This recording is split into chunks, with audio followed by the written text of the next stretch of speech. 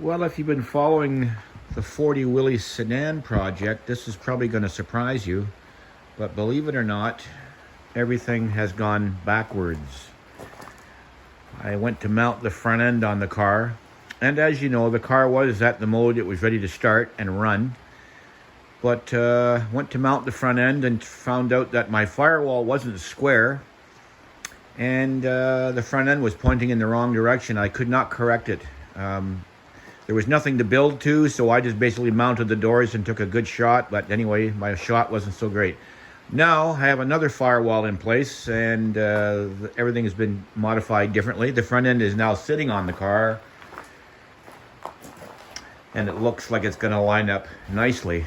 The hood's actually working now, and that's what it looks like inside. As you can see, there's lots of room for a radiator. I had to trim the inner fender section there, grill section, to make clearance to the valve cover. I probably took a little bit too much off, but it will work, no problem.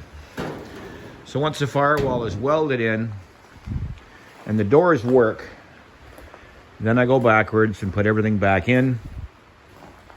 The steer clear, the steering, and then I had to harvest the dash out of the other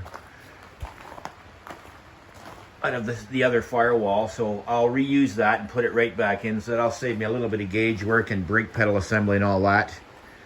Unfortunately, I almost thought about putting this body on, as it was beautiful. Problem was, it's been tubbed, and tubbed means an extensive basic new frame.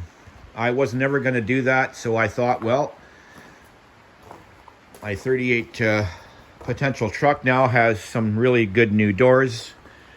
I got the really good trunk lid off of this one to work for my sedan, and the firewall assembly was in mint condition, so it went in the 40. So now I've got lots of parts.